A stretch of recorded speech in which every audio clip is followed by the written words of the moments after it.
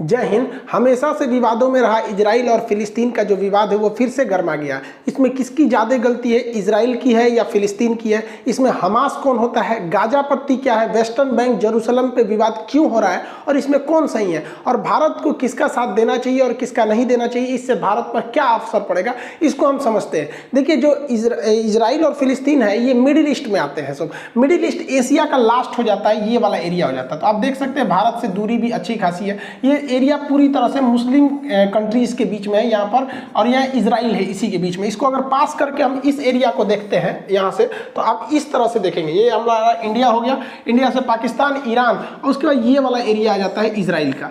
Israel इसी में है आपका फिलिस्तीन। हालांकि पहले ये फिलिस्तीन था, उसको उसके ऊपर इजराइल को बसाया गया।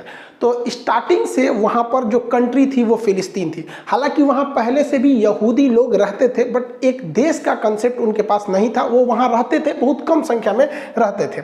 अब देखिए, ये सारे खेल के पीछे ये इंग्लैंड वाले हैं सब। ये ससुरे क्या बोलेंगे सब किसी को नहीं पता है, और हम लोग से बेहतर इनको कौन जानता है। हम लोगों के ऊपर इन्होंने 200 साल तक शासन किया है। जलियांवाला बाग से हत्याकांड से लेकर, चाहे वो फांसी देना हुआ भगत सिंह को, चाहे वो सेलुलर जेल हुआ, हम लोग इनकी पूरी तरह रहन से वाकिफ है। द्वितीय विश्व युद्ध चालू हुआ तो इन लोगों ने कुछ ऐसे सरदर्द दे गए हैं जो दुनिया में कभी खत्म नहीं होंगे। मिडिल ईस्ट में क्या किया इन लोग ने, जहां पहले फिलिस्तीन था, फिलिस्तीन को बांट दिया। कहा कि भैया इजराइल भी रहेगा और फिलिस्तीन भी रहेगा। दो देश यहाँ बना दिया, इजराइल और फिलिस्तीन। कहाँ बैठे बैठे इन लोगों ने, लंदन में बैठ गए। कोई चीज अच्छी आ रही है, तोरे बारे में बोल रहे हैं, सुनो ध्यान से। ये दो भाग में यहाँ बांट दिया, और हमेशा से ये लड़ाई होती है। और ये लड़ाई किस तरह से, आप अपने पे समझिए। हमारा अखंड भारत देश था, 1900 इनको बांटा 1948 में यहाँ पर, और हम लोग को ठीक 1 साल पहले बांटे थे, सो 1947 में। भारत इंडिया था और ये पाकिस्तान। तो इंडिया पाकिस्तान का विभाजन कर दिया सब, और हम लोग के बगल में एक तो बवासीर छोड़ के चला गया सब 1947 में, और अभी ये बवासीर भगंदर हो गया है। आप खुद समझिए, क्या ये लड़ाई हम लोग के बीच की, जो इंडिया पाकिस्तान का इंटेंशन है, इतना मतलब बॉर्डर डिस्प्यूट रहता है, खास करके कश्मीर इशू को, टेररिस्ट आतंकवाद को लेकर, कभी सॉल्व होने वाला लगता है? नहीं लगता है। ऐसे ही इन लोगों ने यहाँ किया। अब हम लोग को इस कचड़े में पड़ना नहीं है। पहले आप समझिए कि ये लड़ाई जानबूझ के लड़ाई जा रही है, ताकि ये और अमेरिका वाले लोग हथियार बेच सके। वरना भारत पाकिस्तान में इन्हीं लोग का देन है, और अगले साल यहाँ पे देन है। देखिए, IP यहाँ पे इजराइल फिलिस्तीन, और IP इंडिया पाकिस्तान। ये सब बैठ के कहाँ से हो रहा था, लंदन से। ससुरा IPL खेल दिया सभी से। बहुत होशियार है सब। तो आप पर्दे के पीछे के सीन को समझिए, चल क्या रहा है। जो अभी हो रहा है इसको मत देखिए, उसे देखिए जो नहीं दिख रहा है। अब 1948 में जो देश था ही नहीं, वहां पे आप कहिएगा कि यहाँ विभाजन होगा, यहाँ इजराइल भी रहेगा, तो बवाल होगा। तो इन अंग्रेजों ने क्या किया था, द्वितीय विश्व युद्ध के दौरान ये लोग जहां मार करते थे, वहां पर इन्होंने अपना एक मुखौटा रख दिया था। उसका नाम है UNO। आज भी ये UNO फेमस है किसी भी चीज को बर्बाद करने के लिए। 1948 का हम लोग का कश्मीर इशू अभी तक इस गधे से सॉल्व नहीं हो रहा है। इतना पागल संस्था है कि किसी चीज को ये चौपट कर देगा UNO में। तो जानबूझ के इन्होंने मुसलमानों से कहा कि चलो चलो तुमको हम UNO में ले जाते, वही फैसला करेगा। बचपन में आप कहानी सुने होंगे कि किसी ब्रेड के लिए 2 बिल्ली लड़ रही थी, तो बंदर आया उनको फैसला करने, सारा ब्रेड अपने खा लिया। तो UNO ने कहा कि देखो भैया, जो बेल्फोर डिक्लेरेशन है उसके तहत इजराइल बनेगी, और इसने एक मील आयोग को बना दिया, और इसने कहा कि देखो भैया इजराइल बन जाएगा। और इजराइल की स्थापना कर दिया 14 मई 1998 को। इस दिन इजराइल की स्थापना हो गई। जो फिलिस्तीन पूरा फिलिस्तीनियों का था, जो मतलब वहां मुस्लिम लोग रहते थे, उसको इन्होंने डिवाइड कर दिया 1948 में। और क्या कर दिया, 48% दिया फिलिस्तीन को, 48% फिलिस्तीन को दिया, 44% इजराइल को दिया। यहाँ पर देखिए, जबकि इजराइल का यहाँ पे उस समय तक नहीं था। यहाँ पे उसके बाद क्या किया, जेरूसलम जो राजधानी थी उसको कहा कि देखो, ना ये फिलिस्तीन की राजधानी रहेगी, ना ये इजराइल की राजधानी रहेगी, ये UNO के कंट्रोल में रहेगा। 8% का एरिया UNO के कंट्रोल में। जैसे ये बात हुआ, अरब देशों ने कहा कि हम ये होने नहीं देंगे। फिलिस्तीन ने कहा कि ऐसा कभी नहीं हो सकता है, मार होगा। ससुरा स्टार्टिंग स्थापना हुआ, युद्ध चालू हो गया। वो तो भारत भी झेल चुका है। 1947 में आजाद हुए, मार हो गया। पहली लड़ाई 1947-48 की थी हम लोग की, वही इसके साथ हुआ। इजराइल ने इन लोग को पकड़ के धो दिया। 6 देश आए थे लोग मारने, सबको पकड़ के धो दिया। रीजन क्या है कि ये लोग जो अरब देश के मुस्लिम कंट्री थे, ये जंग लड़ रहे थे, जंग को जीतने के लिए, जबकि इजराइल के यहूदी लोग जंग लड़ रहे थे अपना अस्तित्व बचाने के लिए। उन्हें पता था कि अगर ये युद्ध हारेंगे तो हम ये युद्ध नहीं हारेंगे, ये पृथ्वी हार जाएंगे, फिर हमें कोई पूछने वाला नहीं है, इसलिए वो युद्ध को जीत गए। अब यहाँ पर यूएनओ को क्या मतलब बना कि जेरूशलम पर अपना कब्जा रखने का? तो इसके लिए कारण है जेरूशलम 3 धर्मों का पवित्र स्थल है। जैसे ये देखिए, ये जो इजराइल है अभी नक्शा, तो इसमें जो ग्रीन वाला एरिया दिख रहा है ये दिया गया था फिलिस्तीन को, जो व्हाइट वाला एरिया दिख रहा है वो इजराइल के पास, और जो रेड दिख रहा है वो जेरूशलम है। जेरूशलम को जूम करके देखेंगे तो इस तरह का नक्शा आता है। यहाँ 3 पवित्र धर्म रहते हैं। ईसाइयों का मान्यता है कि उनके जो ईसा मसीह का जन्म बैतलहम में हुआ था वो बैतलहम जगह जेरूशलम में है। यहूदी जो अभी वर्तमान में इजराइल में रहते हैं उनका कहना है कि उनके सारे लोग यहीं से सुने, उनका मूल स्थान यही है। और मुसलमानों की तीसरी सबसे पवित्र स्थल अल-अक्सा मस्जिद यही है। यानी ये 3 धर्मों का पवित्र स्थल है जेरूशलम, इसे होली लैंड कहते हैं। बात समझिए, यहाँ जो लड़ाई है वो मेन लड़ाई है हमारी जमीन की तुम्हारी जमीन। तो पहले तो यहाँ 100% फिलिस्तीन था। ये जो ग्रीन वाला एरिया देख रहे हैं 48 से पहले, 1948 से पहले ये 100% फिलिस्तीन था। बाद में आप देखेंगे 1948 में यूएनओ ने इसका पार्टीशन किया, तो अब देखिए ये ग्रीन वाला फिलिस्तीन ऐसा रह गया। और जानबूझ के यूएनओ ने एक ऐसा ड्रामा रचा कि आगे जाके लड़ाई होगी। देखिए आधा फिलिस्तीन यहाँ दिया है, थोड़ा सा यहाँ दे दिया है, बीच में पतला रास्ता दिया है, थोड़ा सा यहाँ दिया है, बीच में पतला रास्ता दिया। इन लोग का पहले से प्लान था। ऐसे ही इन लोगों ने पाकिस्तान को बांटा था, एक और इधर पाकिस्तान, एक और इधर पाकिस्तान, जिसको आगे चल के हम लोगों ने बांग्लादेश में तोड़ दिया। यही काम किया इजराइल ने। जानबूझ के इजराइल को कहा गया था कि भैया तुम आगे जाके तोड़ोगे तो ये छितरा जाएगा, उधर वो छितरा जाएगा। फिर अगले साल इजराइल ने ऊपर वाला घोट लिया। देखिए इजराइल खत्म, अब फिलिस्तीन यहाँ बच गया, यहाँ बच गया। उसके बाद धीरे धीरे देखिए इसमें भी धीरे धीरे कब्जा करना इजराइल चालू कर दिया। तो इजराइल ले देके 12% फिलिस्तीन बचा है। तो जो फिलिस्तीन पहले 100% था अभी वो 12% है, और पूरा इजराइल उस पर कब्जा कर रहा है। तो फिलिस्तीनियों का एक तो मेंटली भाई किसी का भी मोरल गिरेगा कि नहीं कि हमारा देश तुम हम ही को पीट रहा है। और इजराइल ने अलग अलग नियम बना रखा है। फिलिस्तीन के लोग हथियार नहीं रख सकते, एयरफोर्स नहीं रख सकते, आर्मी नहीं रख सकते, ये लोग मतलब नेवी नहीं रख सकते, और ये सब कुछ रखता है इजराइल। और जो हमला हो रहा है वो बेसिकली हमला इस गाजा पट्टी से हो रहा है, अभी आगे समझाएंगे।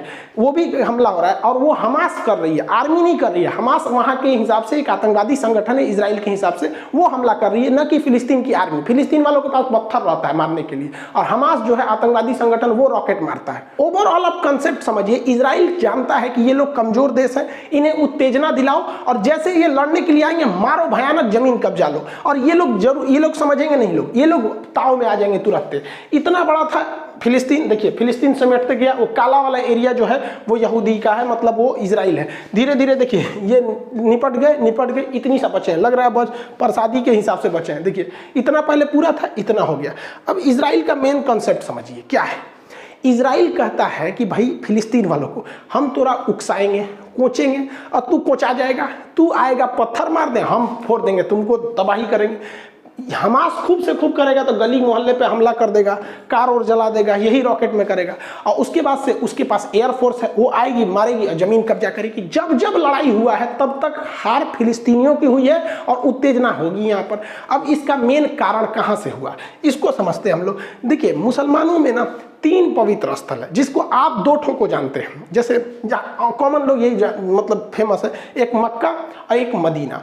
ये 2 दिखता है, हालांकि ये इतना छोटा नहीं है तो बहुत बड़ा। जैसे ये मक्का है, मक्का को देखेंगे तो बहुत बड़ा है ये। यहाँ पे यही जो छोटा सा आपको दिखाया जाता है ये मक्का, जबकि ये इतना बड़ा है, बहुत बड़ा एरिया में आ जाता है मक्का। यहाँ पर यहीं पे हज करने जाते हैं मुस्लिम लोग, यहाँ पे हज करने। ये पूरा मक्का है, बहुत मतलब जिस तरह से। और ये मदीना है, मदीना। इस मदीना में आपको बस एक ग्रीन वाला ये टॉम दिखाया जाता है, ऊपर वाला ये ग्रीन यहाँ पे। तो ये मक्का और मदीना तो फेमस ही है। इस मक्का और मदीना के अलावे अल-अक्सा मस्जिद भी बहुत पवित्र है। ये मुसलमानों की तीसरी सबसे पवित्र स्थल है। तो मक्का तो यहाँ हो गया, यहाँ पे मदीना यहाँ हो गया। तो मक्का और मदीना जो है वो सऊदी अरब में हो गया, लेकिन अल-अक्सा मस्जिद जो है वो जेरूशलम में है। अब विवाद समझिए, जेरूशलम ना फिलिस्तीन का है और जेरूशलम ना ही इजराइल का है, और जेरूशलम पर अधिकार यूएनओ का है। लेकिन यूएन कठपुतली बना रहता है और इजराइल उस पर कब्जा करते हुए आगे बढ़ते रहता है। इसी यहीं पे से विवाद स्टार्ट हुआ है। लेकिन ऐसा थोड़ी होगा कि डायरेक्ट विवाद स्टार्ट हो जाएगा। कोई मंदिर में पूजा करने जाए या मस्जिद में जाए, गिरजाघर में जाए और कहे कि चलो आज बवाल करते हैं, कुछ ना कुछ पहले से मैटर होगा, वहाँ लोग इकट्ठा हुए होंगे और अचानक चालू होंगे। हुआ यहीं से है, लेकिन मैटर इसके पीछे शाहजरा का है। देखिए जो इजराइल, जो जेरूशलम जो यूएनओ के अंडर में आता है ना, उसके पास एक जगह है जिसका नाम है शाहजरा। सुप्रीम कोर्ट इजराइल की शाहजरा ने कहा कि यहाँ पे जो फिलिस्तीनी रहते हैं इनको खाली करवा दीजिए, क्योंकि यह जो जगह है वो यहूदियों का है। अब इसकी हिस्ट्री देखिए, शाहजरा को आज से लगभग 150 साल पहले यहूदियों को जब इंग्लैंड ने कहा कि हम आपको यहाँ बसाएंगे, तो वो लोग ज़मीन खरीदना चालू किए थे। वो लोग ज़मीन खरीदना चालू किए और बहुत महंगे दाम पर उन लोगों ने ज़मीन को खरीदा था इन अरब वालों से। आज जो ये अरब वाले चिल्ला रहे हैं ना, ये बहुत ज़्यादा पैसे लेकर फिलिस्तीनियों से, उनसे यहूदियों से ज़मीन बेचा था। और वो ज़मीन बेचते ये लोग खरीदे थे इस ज़मीन को, इनके पास प्रॉपर पेपर है और इन लोगों ने ही बेचा था। अब सुप्रीम कोर्ट ने कहा कि भैया 150 साल पहले ये शाहजरा की जो ज़मीन थी वो इजराइल वालों ने खरीदी थी, इसलिए जो यहाँ पर मकान फिलिस्तीन वालों ने बनाया है ना, लगभग 500 मकान, उस पर जेसीबी चलवा के तुड़वा दो। सुप्रीम कोर्ट ने ऑर्डर दे दिया कि नहीं, इसको तोड़ा जाए। और वहाँ से मतलब तुराई खाली चालू हो गया कि भैया यहाँ से इन लोग को भगाया जाए। अब इसी का बवाल था कि भाई आप पुराना मैटर क्यों खोल रहे हैं, 150 साल पहले क्या था उस तरह से। जो लोग फिलिस्तीन का समर्थन करते हैं वो कहते हैं कि जो 150 साल पुराना मैटर है उसको लाओगे, उस हिसाब से तो बहुत से लोग इधर से उधर हो जाएंगे। लेकिन वही लोग क्या कहते हैं, तुर्की का वो लोग विरोध नहीं करते हैं, क्योंकि तुर्की में एक बहुत बड़े राजा थे उस समय का, सुल्तान अल फतेह। इन्होंने क्या किया भैया कि तुर्की का जो हाजिया सोफिया जो मस्जिद है, पहले वो तो चर्च था, उस चर्च को इन्होंने खरीद लिया। चर्च को खरीद लिया, यहाँ पे हाया सोफिया को पैसे में खरीद लिया था इन्होंने। और उसके बाद जब द्वितीय विश्व युद्ध हुआ तो अंग्रेजों ने कहा कि देखो भैया, इसकी पुरानी हिस्ट्री तो ये चर्च थी, बाद में इन्होंने खरीद के मस्जिद बना दिया, एक काम करो, ये झमेले से हटा दो, इसको म्यूजियम बना दो।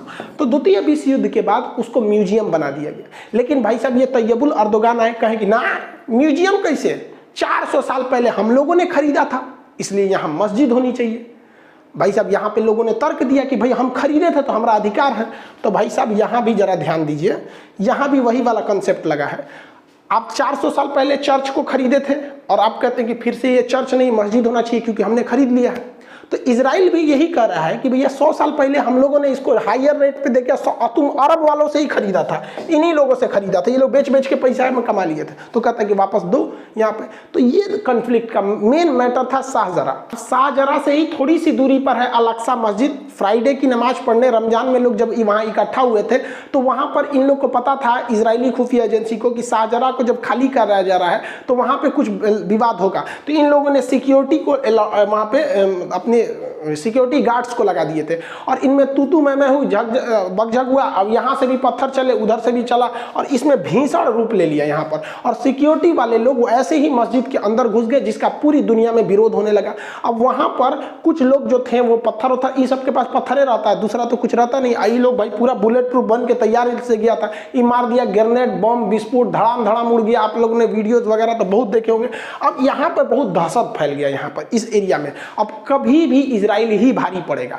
जिन आप कितना चिल्ला लीजिएगा, इन सेना के आगे आम आदमी नहीं टिकेगा। और इस घटना के बाद जो यहाँ पर घटना हुई, बेंजामिन नेतन्याहू पूरी तरह घिर गए। अब यहाँ इजराइल डबल संकट से जूझ रहा है। देखिए इजराइल पर इंटरनेशनल दबाव इतना ज्यादा आने लगा, यूएनओ ने दबाव बनाया कि वो भैया वो एरिया मेरे अंडर में आता है, तुम काहे वहां घुस गया है। भारत ने भी इवन की न्यूट्रल रहते हुए कहा कि इजराइल को यथास्थिति बना के रखनी चाहिए। अब पूरी तरह से इंटरनेशनल बवाल वहां हो गया।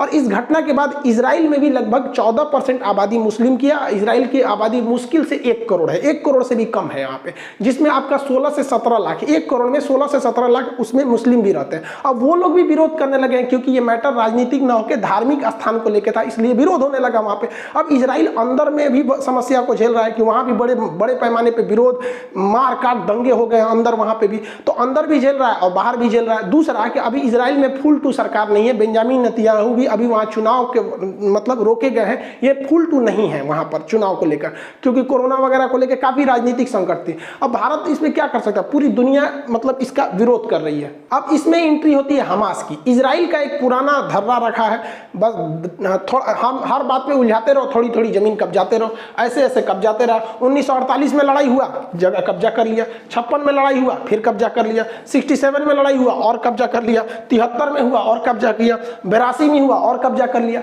अभी तक इन लोग को समझ में नहीं आ रहा है कि नहीं हट पाएंगे उनसे। आराम से जब नहीं हट पाओ किसी से तो नरम दल का रास्ता अपना दो, लेकिन ना, अभी भी लोग मारे करेंगे लोग। अभी जो वर्तमान सिचुएशन है, फिलिस्तीन के लोग कहते हैं कि सुनो ना, हमको जो 48 वाला बतिया था ना, ये वाला 44% जो था वही हमको दिला दो, 48% दिला दो, नहीं चाहिए हमको, वापस दिला दो। इजराइल कहता है हाँ हाँ वापस दिला दो, भाई सब तो मार काट काहे किया था, माने तुम मारने आया था इसलिए कि हमको पूरी तरह से उजाड़ दो, पूरा देश का देश आया था, और जब हार गए तो यहाँ बोलते हो कि वापस यूएनओ वाला ही दिला दो। अब ये पॉसिबल नहीं है। अब यहाँ दो पार्ट बन गया है, जो फिलिस्तीन है उसके दो राज्य हो गए हैं, फिलिस्तीन देश के दो राज्य। एक ये जो इधर थोड़ा सा बचा हुआ है इसे कहते हैं वेस्टर्न बैंक, और जो इधर बचा हुआ है इसे गाजा पट्टी या गाजा स्ट्रिप कहते हैं। इन्हीं दोनों को मिला के फिलिस्तीन बना है।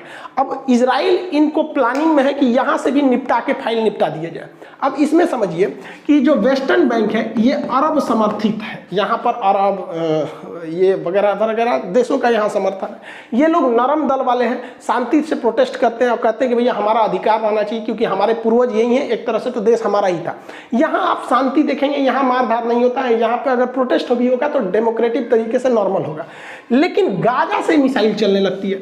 इवन जो शाहजरा वाला एरिया है वो यहाँ है, जेरूसलम वाला एरिया यहाँ है, लेकिन जो रॉकेट दागे जा रहे हैं वो गाजा से दागे जा रहे हैं, यहाँ से दागे जा रहे हैं। अब ये गाजा में ऐसा क्या है, तो गाजा में ईरान का समर्थन है और इसमें अरब का समर्थन है।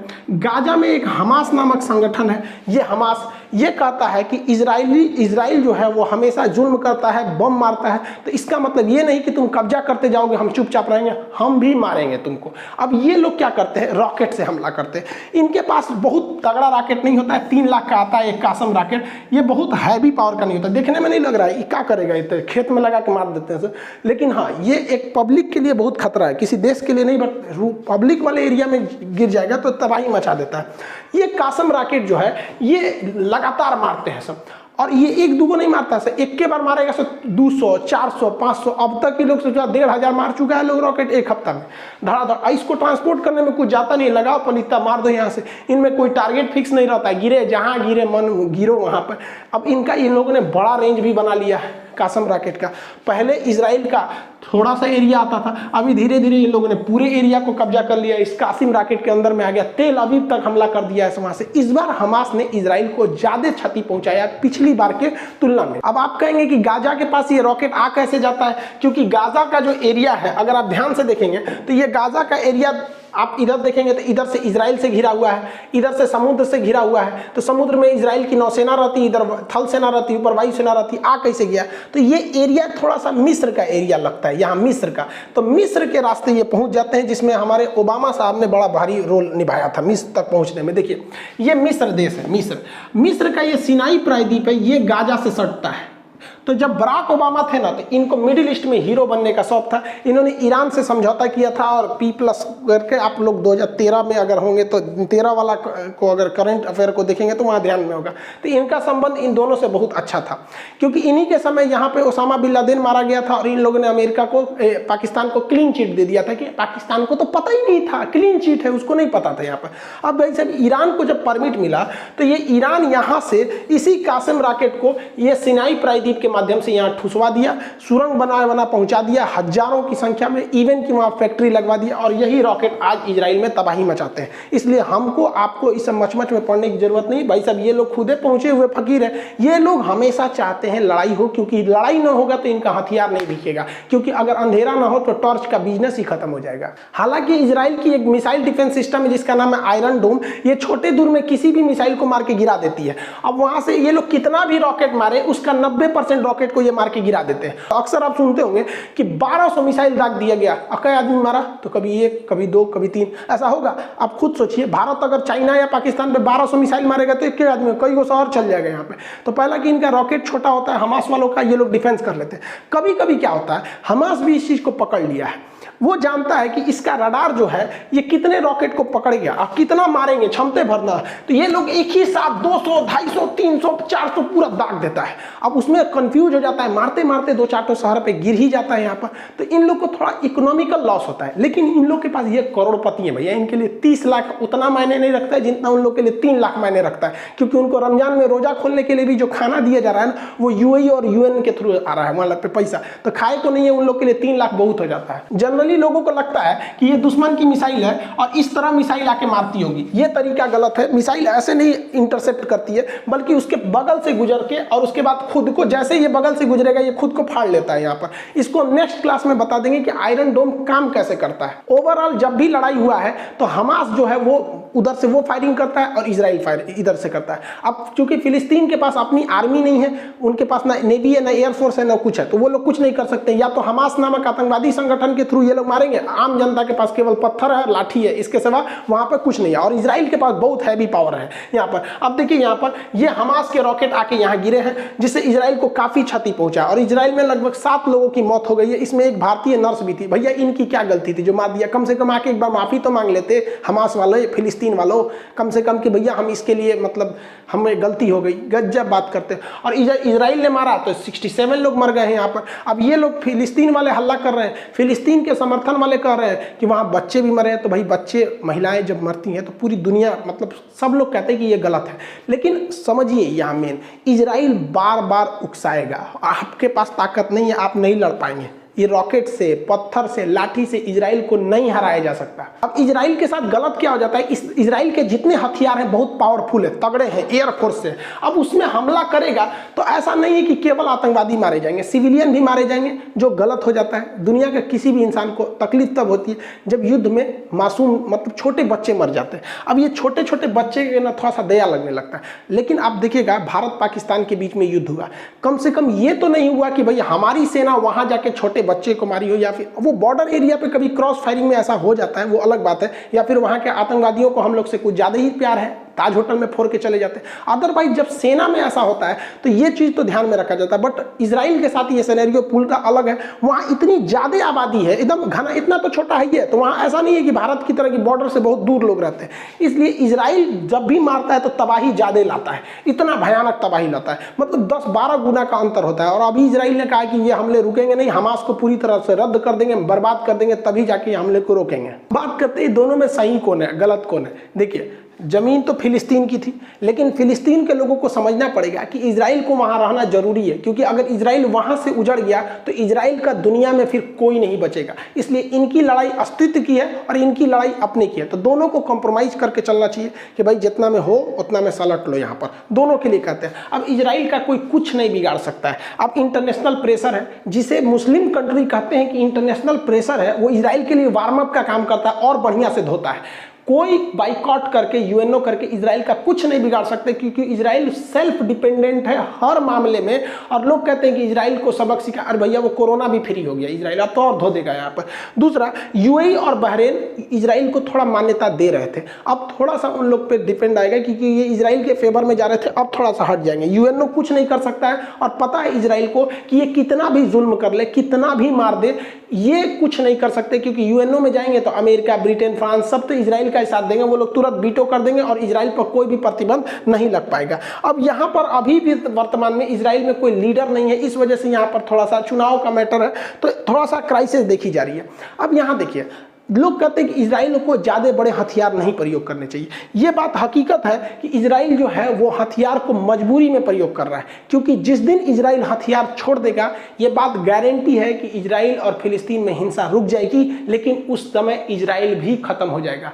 No weapon, no violence and no Israel, क्योंकि ये मार डालेंगे सब अरब देश वाले उसको मिलके। तो इसलिए उसको हथियार उठाना मजबूरी बनता है। और कितना अरब देश वाले इजराइल से नफरत करते हैं, बस इस बात पे सोचिए कि पाकिस्तान अपने पासपोर्ट पे लिखा है कि इजराइल नहीं जा सकते, क्योंकि वो इजराइल को देश ही नहीं मानता है। भाई साहब, आप किसी को कंप्रोमाइज करने में क्या जाता है कि भैया हम अभी वर्तमान में जहां हैं हमको वहां रहने दो, 12% पे है तो रहने दो, नहीं तो 12 नहीं छोड़ेगा वहां पर।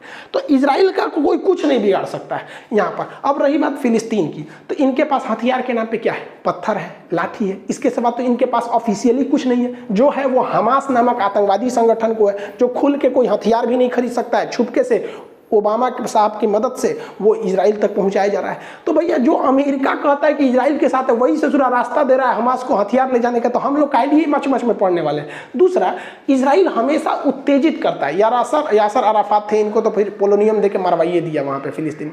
ये हमेशा उत्तेजित करेगा और ये उत्तेजना में मारे जाएंगे, और अब तक मारे जा रहे हैं, इनका कोई नहीं है। ये बात हकीकत है कि वर्तमान में जो इजराइल है वो फिलिस्तीनियों पर जुल्म कर रहा है। जो बात है, क्योंकि मार भाई हथियार उसके पास है।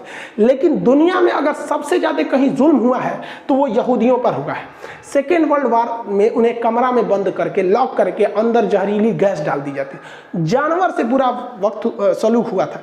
लेकिन इन लोगों ने, यहूदियों ने वक्त की नजाकत को समझा, पढ़ाई पर, टेक्नोलॉजी पर ध्यान दिया, और आज ऐसी हकीकत हो गई है कि भारत जैसे देश को इजराइल से लड़ने से पहले सोचना पड़ेगा, क्योंकि हमारे ड्रोन, हथियार, बंदूक सब इजराइल से आ रहे हैं, सब टेक्नोलॉजी वहाँ पे इतना छोटा है लेकिन इतना डेवलप है। तो इन लोगों पर भी सोचना चाहिए, एरिया मायने नहीं रखता है, आप वहीं रहिए, खुशहाल रहिए, पढ़ाई लिखाई पे ध्यान दीजिए, आगे बढ़िए, जब मौका मिलेगा आप आगे बढ़िएगा। ऐसा नहीं कर रहे हैं कि हम आप मौका नहीं मिले तो आप मत कहिए। देखिए भारत को भी बात करते हैं, हम लोग को भी अपना पीओके वापस लेके आना है, ये हमको अपना पीओके वापस लेके आना है। और चाइना ने जो 1962 में अक्साई चीन कब्जा किया वो भी हम वापस लेके आएंगे। लेकिन हम हिंदुस्तान वाले तो नेहरू से लेके हमारे मोदी जी तक में सब ने संयम बरता, और हमें पता है कि जब वक्त आएगा हम बिना कहे थूर के लेके आएंगे। फिलिस्तीन वालों की तरह हम बेवकूफ़ी नहीं करेंगे कि हर 26 जनवरी या 15 अगस्त के दिन जाके हमला कर दे। वो और मजबूत होते जा रहा है इजराइल। हम लोग शांति से बैठे हैं, 2040 तक का इंतजार किया जाए। अभी पाकिस्तान से तो हम लोग निपट सकते हैं, तो 2040 तक की स्थिति आएगी तो हम लोग इकोनॉमिक रूप से सुदृढ़ हो जाएंगे, हम अपना पीओके और अक्साई चीन लेके आएंगे। ऐसा नहीं है कि हम नहीं ले आ सकते। 1857 की क्रांति में हम लोग अंग्रेजों से लड़ने निकले थे, लेकिन हथियार, टेक्नोलॉजी, कम्युनिकेशन न होने की वजह से हमारा 1857 की क्रांति फेल हो गया। आए उसके बाद महात्मा गांधी, इन्हें पता था कि हमें एक लॉन्ग टाइम लीडर चाहिए। लॉन्ग टाइम लीडर के पीछे जनता चलने को तैयार होती है, और गरम दल करेंगे तो लॉन्ग टाइम लीडर नहीं रह पाएंगे। जैसे हमारे चंद्रशेखर आजाद जी, इनका भी टाइम बहुत बेहतरीन थे, बट टाइम पीरियड बहुत कम था। भगत सिंह, ये भी बहुत बेहतरीन, बट टाइम पीरियड कम रह गया। तो गांधी जी को पता था कि भैया हमको लॉन्ग टाइम तक एक लीडर चाहिए, इसलिए नरम दल वाला अपना है। और जब लास्ट मोमेंट आया, यही गांधी जी है ना, करो या मरो बोलने वाले, यही है ना, भारत छोड़ो आंदोलन चलाने वाले, अंग्रेजों भारत छोड़ो। सबसे ज्यादा हिंसा गांधी जी की अगर किसी आंदोलन में हुआ था तो भारत छोड़ो आंदोलन में, और भी पहले दिन गिरफ्तार हो गए। तो वक्त आने पर कोई भी काम करना चाहिए भैया, अभी अपने पे ध्यान दो। हम लोग से कुछ सीखो, हम लोग को भी हमारा पीओके वापस चाहिए, अक्साई चीन वापस चाहिए, लेकिन हम लोग गला नहीं फाड़ते, हम लोग प्लानिंग करते हैं। वक्त बदलते कभी देर नहीं लगती है। मोदी जी जब 2014 से पहले चुनाव नहीं जीते थे ना, तो अमेरिका ने कहा था कि मोदी जी को हम अमेरिका में घुसने नहीं देंगे, वीजा नहीं देंगे। और यही अमेरिका है जो वीजा नहीं दे रहा था, अभी बुला के पिज्जा खिला रहा है यहाँ पर, हाउडी मोदी कर रहा है यहाँ पर। वक्त बदला कि नहीं बदला? भारत की शक्ति ऐसी है कि भारत ने सबको जब वैक्सीन दिया था, तो अभी जब भारत को ऑक्सीजन की जरूरत पड़ी, पूरी दुनिया पहुंची, इवन अरब देश वाले भी पहुंचे, सिंगापुर, कौन नहीं आया भारत को। तो जब आप सबसे मिलजुल के रहेंगे, सब आपकी मदद के लिए आएंगे। आप बस अपने लिए रहेंगे तो केवल आपके अपने ही आपको पूछेंगे, फिर पड़ोसी आपको नहीं पूछेंगे। अभी तो इजराइल ये कुछ नहीं बता रहा है, अभी तो ट्रेलर चल रहा है। इजराइल ने कह दिया कि हमले नहीं रुकने वाले हमास पे। इजराइल का प्लान है ग्रेटर इजराइल बनाने का। जिस तरह इंडिया में नोएडा था, ग्रेटर नोएडा बन गया, उसी तरह पहले तो फिलिस्तीन था, वहां बना इजराइल, अब बनेगा ग्रेटर इजराइल। जरा ध्यान से देखिए ग्रेटर इजराइल का नक्शा, ये अभी वर्तमान इजराइल है जो अभी चल रहा है। और ये जो ब्लैक डॉट देख रहे हैं ना, इनका प्लान है ग्रेटर इजराइल बनाने का। यहां से ये मिस्र पर कब्जा करेंगे, यहां से सऊदी अरब का ये वाला कब्जा करेंगे, कुवैत करेंगे, इराक को ले जाएंगे, सीरिया को ले जाएंगे, तुर्की का ये लेके आएंगे, जार्डन तो पूरा बीच में चला है, लेबनान। तो ये इन लोग का पूरा प्लानिंग है भाई साहब, ग्रेटर इजराइल बनाने का। और आप खुद सोचिए, देखिए नफरत अलग चीज होती है, जो फिलिस्तीन के समर्थन भी है वो भी जरा ये बात को सोचे कि अगर ये हमला करने आ जाएगा तो इन्हें कौन रोक सकता है। 6 दिन में इन सारे देशों को हरा दिया था 1967 में इसने, तो इसको कोई नहीं रोक सकता, ये इनका प्लानिंग है यहाँ पे। तो अभी के वक्त में भाई साहब आप खुद समझिए कि ये गरम दल के हिसाब से आप यहाँ थे, इतनी समय सिमट गए। जिस हिसाब से इजराइल आपको उकसा रहा है और आप इजराइल की चाल नहीं समझ पा रहे हैं, वो उकसाएगा और आपकी जमीन छीनेगा और पूरी दुनिया के पास उसके पास बहाना रहेगा। इवन जो बाइडेन ने भी कह दिया कि इजराइल को अधिकार है, वो अपनी रक्षा कर सकता है। इजराइल दुनिया को दिखाएगा कि मेरे पास 1200 रॉकेट दागे गए, लेकिन ये नहीं दिखाएगा कि इस रॉकेट में उतनी क्षति नहीं हुई जितनी उसके एक रॉकेट में हमास को हो गई। वो तो यही चाहता है। और अगर इन लोग का यही हाल रहा तो आने वाले वक्त में इजराइल इन लोग को यही दे देगा, जो मीट काटने वाला लकड़ियां होता है ना, यही बांट देगा। तुम लोग का देश खत्म हो गया, तुम लोग ये ले लो, इसी पे बैठना, इसी पे बैठ के जिंदगी बिताना पड़ेगा। अभी भी वक्त है इन लोग को कॉम्प्रोमाइज कर ले, वरना वहां से यहाँ आ गए, अब ये इस पे बैठ के जिंदगी बिताना पड़ेगा। इजराइल इसको कटवा के रेडी रख रहा है यहाँ। और फिलिस्तीन के लोगों को लगता है कि ये अरब देश बचाएंगे। अरे ये क्या बचाएंगे? इन लोग को कुछ नहीं बचा सकते हैं। इन लोग का खुद का हालत खराब हुआ रहता है, तेल खत्म, खेल खत्म। इन लोग के पास आता क्या है इनको? ये अरब वाले और पाकिस्तान, तुर्की, ये क्या बचाएंगे? समझिए ध्यान से। चाइना का इधर का एरिया जो है ये कहलाता है उगर मुसलमानों का ये एरिया है। यहाँ पे उगर मुसलमान रहते हैं, सिंजियांग प्रांत है, यहाँ पर चाइना कहता है कि मुसलमान को कुरान उतना ही पढ़ना है जितना हम बताएंगे। यहाँ महिलाएं अगर कपड़ा पहन लेती हैं पूरा, तो उसको 20 सड़क पे उसके कपड़े काट दिए जाते हैं कि घुटना से ऊपर कपड़ा रहना चाहिए। कोई अरब देश आवाज नहीं उठा सकता है। वहाँ किसी भी लड़की को उठा के लेके चल जाते हैं, ऑनलाइन किसी को चाहिए ऑनलाइन लेके चल जाओ इन लोग को। जिस तरह से जोमेटो इस सब पे ऑर्डर होता है ना, वैसे यहाँ ये लोग ऑनलाइन उठा के लेके चल जाता है मजदूरों को, लड़कियों को। ऐसे कोई नहीं बोल सकता, आज तक कोई आवाज नहीं उठा सकता है। यहाँ इस तरह से सरेआम लाठी डंडा से पीटा जाता है। लेकिन ये दोहरी नीति ना हो जाती है कि अगर इजराइल करेगा तो हम आवाज उठाएंगे इस आधार पर कि मुस्लिम पर अत्याचार क्यों हो रहा है, और चाइना कहेगा तो हम कुछ नहीं बोलेंगे। ये दोहरी नीति है। यहाँ पर चीन का विरोध करना चाहिए तो देखिए ये अरब के राजा चीन के साथ, ये तुर्की वाला भाई साहब ये देखो ये चीन के साथ है, और ये पाकिस्तान, इमरान खान तो सोच रहा है इसका रखेल बन गया, ये क्या बोलेगा यहाँ पर। ये लोग के भरोसे है, ये कुछ नहीं कर सकता है। देखिए पूरी दुनिया को अहिंसा, सच्चाई और शांति के रास्ते पे चलना सिखाया था दलाई लामा ने, बौद्ध धर्म ने। नतीजा क्या हुआ, 1959 में तिब्बत को ही गंवाना पड़ गया। अहिंसा पे चले थे, देश गायब हो गया।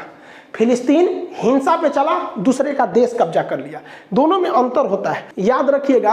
अगर आप देश को बचाना चाहते हैं तो आपको शस्त्र उठाना ही पड़ेगा, और अपनी संस्कृति बचाना चाहते हैं तो शास्त्र उठाना पड़ेगा। हम खुशनसीब हैं जो ऐसे देश में जन्म लिए हैं जहां शस्त्र और शास्त्र दोनों में किसी की कमी नहीं है। ओवरऑल भाई फिलिस्तीन को नरम दल का रुख अख्तियार करना चाहिए और हमास उमास को साइड करके कॉम्प्रोमाइज कर लेना चाहिए। विश्व के आगे कहना चाहिए कि भैया हम 12% पे रहेंगे, लेकिन पूरी गारंटी दे दीजिए पूरी विश्व बिरादरी की 12% में 1 कट्ठा जमीन कम नहीं होगा, हम 1 रॉकेट वॉकेट नहीं दागेंगे, शांति से रह जाओ भाई, इसी में भलाई है। अब रही बात भारत की, भारत किसका साथ देगा, इजराइल का कि फिलिस्तीन का। देखो ऐसे कहने के लिए तो फिलिस्तीन से हमें कुछ नहीं मिलता है, लेकिन अगर हम फिलिस्तीन का साथ देते हैं इनडायरेक्टली या डायरेक्टली करके, हम लोग शुरू से फिलिस्तीन का ही साथ दिए और अभी भी वहीं देते हैं इनडायरेक्टली करके, क्योंकि हमें पता है कि अगर हम फिलिस्तीन के साथ खड़े रहेंगे तो अरब देश हमारे साथ खड़े रहेंगे। जैसे अभी देखिए वो लोग ऑक्सीजन टैंक का सप्लाई किए, पेट्रोलियम का सप्लाई वहीं से आता है, क्योंकि हमारे पास वो पास पड़ता है, वहां से पेट्रोलियम सस्ता पड़ेगा। और आपको भी पता है कि गल्फ कंट्री के अलावा अगर कहीं से पेट्रोलियम लेते हैं तो बहुत महंगा पड़ेगा, और भारत में पेट्रोल महंगा हो रहा है।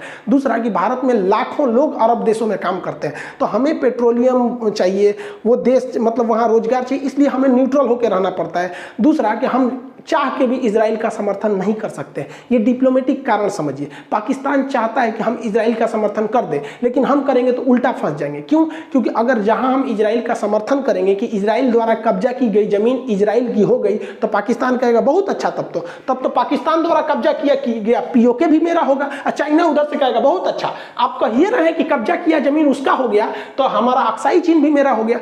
तो भारत इस दुविधा में है, लेकिन हम लोग ससुरा बहुत होशियार निकले। हम लोग इजराइल को बुलाएं, बेंजामिन नेतन्याहू को, और कहें कि देख भैया हम तुम्हारा समर्थन करना चाहते हैं, लेकिन हमारा हाई मैटर गड़बड़ है, एक काम कर, तू हमको वापस दिलवा दे पीओके, और ये दिलवा दे हमको अक्साई चीन। जब मेरा वापस आ जाएगा हम खुल के कहेंगे कि इजराइल तुम्हारे साथ है, लेकिन अब तक नहीं। तो ये समझ गया, ये लोग होशियार लोग हैं, समझ गया। तो भारत को हथियार देते हैं। इवन करगिल की लड़ाई में सेंसर बम इजराइल ने ही दिया था। तो आप समझ गए कि अभी हम चाह के भी इजराइल को समर्थन नहीं देंगे, वरना अगर समर्थन दिए तो यूएनओ में हमारा कश्मीर का मैटर अटका, हम अपने पैर पे कुल्हाड़ी मार लेंगे। तो उत्तेजना में आके नहीं करना है। हम लोग से क्या मतलब है, हम लोग के मैटर में कोई आता है? गलवान घाटी में कौन आया था हम लोग को बचाने के लिए, या लड़ाई जब हुई थी तो हम लोगों ने खुद झेला था। ये लोग भी खुद समझेंगे अपना, खुद नहीं समझेंगे तो फिर बर्बाद होंगे। आई होप जो इंग्लैंड ने आग लगाया था यहाँ इजराइल फिलिस्तीन में, और जो भारत पाकिस्तान में, न ये आग बुझने वाली है न ये आग बुझने वाली है। ये भाई साहब को कश्मीर चाहिए, ये भाई साहब को पूरा इजराइल खत्म करके फिलिस्तीन चाहिए। ये सॉल्व होने वाला नहीं है।